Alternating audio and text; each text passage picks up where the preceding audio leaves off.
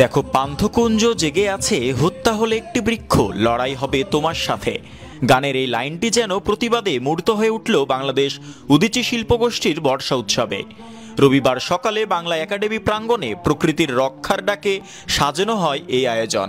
শহরের দখলদারিত্ব, বৃক্ষ নিধন আর দূষণের বিরুদ্ধে সাংস্কৃতিক প্রতিরোধী ছিল লক্ষ্য। পুরো বাংলাদেশের প্রাণ প্রকৃতি পরিবেশের কিন্তু একটা বিপর্যস্ত পরিস্থিতি, এবং বর্তমান সরকার আসার পরেও কিন্তু তার কোনো পরিবর্তন হয়নি।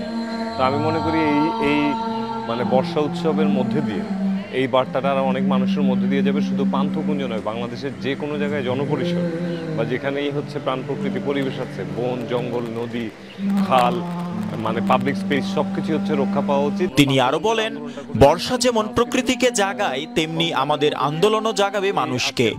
পান্থকুঞ্জ সহ নগরীর সবুজ ফুসফুস রক্ষায় 167 দিন ধরে চলছে আমাদের লড়াই। হত্যা করলে একটি গাছ যুদ্ধ হবে তোমার সাথে, এই কনসেপ্টটা খুবই দারুণ। আমাদের যে ঢাকা শহরের এখনকার অবস্থা, আমরা আশেপাশে গাছ খুব কমই দেখতে পাই।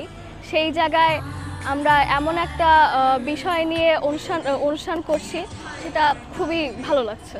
আজকাল দেশের যে অবস্থা, তার মধ্যে এরকম একটি কনসেপ্ট নিয়ে উদীচীর অনুষ্ঠান করাটা একটি অনেক ভালো জিনিস লেগেছে, এবং উদীচীকে বেস্ট অফ লাক।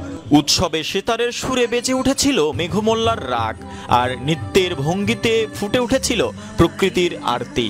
উদীচীর শিল্পীরা জানান, বর্ষা উৎসব শুধু রোমান্স নয়, এখানে জড়িত আছে প্রাণ প্রকৃতির অধিকার।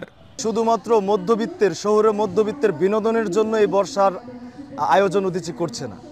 উদীচীর এই আয়োজন হচ্ছে আমাদের সমস্ত দেশের যে খেটে খাওয়া মানুষ, তাদের জীবনের সাথে বর্ষার যেই সম্পর্ক, সেই সম্পর্ককে রিপ্রেজেন্ট করা হচ্ছে উদীচীর এই প্রতিপাদ্য। এই গাছ রক্ষা আন্দোলনকে প্রতিপাদ্য করে, সেই গাছ রক্ষা আন্দোলনের সাথে সংহতি জানিয়ে গান তৈরি করে সেটাকে আমাদের মানে সহাবস্থান জানানো, সেটা আমাদের দায়িত্ব। সেই দায়িত্ব থেকেই গানটা সৃষ্টি হয়েছে। আর সেই গান থেকে কিছু লাইন, যেটা আমাদের এই গাছ রক্ষা আন্দোলন আর উদীচীর বর্ষা উৎসব দুইটাকে একাকার করে ফেলে। কথাগুলো হচ্ছে এরকম: এখানে বৃক্ষ হত্যা নিষেধ, দেখো পান্থকুঞ্জ জেগে আছে, হত্যা হলে একটি বৃক্ষ, লড়াই হবে তোমার সাথে। মানে আমরা দেখছি ক্ষমতার আসনে যেই বসে তারা যেন কেমন রাবণ হয়ে যায়, মানে যে যায় লঙ্কায় সে হয় রাবণ। গানের সুরে সুরে যেটা শুনতে যাচ্ছেন সেটা যদি বলি, এখানে বৃক্ষ হত্যা নিষেধ, দেখো পান্থকুঞ্জ জেগে আছে, হত্যা হলে একটা বৃক্ষ, লড়াই হবে তোমার সাথে। লাইনটা ছিল এরকম। ধন্যবাদ। উদীচীর এই আয়োজন শিল্পের ভাষায় মনে করিয়ে দিল, নগরীর দখল দূষণ রুখতে হলে জাগতে হবে সবাইকে। পরিবেশ আর সংস্কৃতির লড়াই আসলে একই সুরের দুই ধারা। লোকজ এবং শাস্ত্রীয় এবং সব অঙ্গনে বর্ষার অনেক বিচরণ অনেক বড় অংশ জুড়ে আমরা দেখতে পারি। তো সেটাই আসলে মানে উপস্থাপন করার চেষ্টা আমার মনে হয় বর্ষা উৎসব। বৃষ্টি এখন বর্ষাকালের আগে আসে, বর্ষাকালে রোদ থাকে, তো সেই হিসেবে এখন আর ওভাবে বরণীয় নয়। তবে আমরা তাও তারিখ হিসেবে এটিকে বরণ করে নিয়ে আমাদের ইতিহাস, ঐতিহ্য, সংস্কৃতির একটি অংশ হিসেবে প্রকৃতির সাথে নিজেকে বিলিয়ে দিতে চাচ্ছি। গাছ, ফুল, নিজে মাথায় একটু ফুল দিয়েছি, বর্ষাটাকে এভাবেই বরণ করলাম।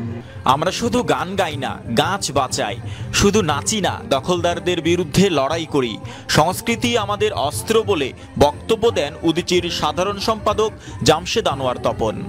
আজকের বিশ্ব প্রেক্ষাপটে বা আমাদের জাতীয় প্রেক্ষিতে শুধুমাত্র যে কৃষকের সঙ্গে বর্ষার সম্পর্ক তা নয়, আমাদের সমগ্র পরিবেশ প্রকৃতির ক্ষেত্রে বর্ষা ঋতুর অবদান অনস্বীকার্য। ঢাকা শহরের মতো জায়গায় যেখানে খুব সামান্য বৃক্ষ আমাদের রাস্তার দুই পাশে, সেগুলোও কেটে ফেলা হচ্ছে উন্নয়নের নামে।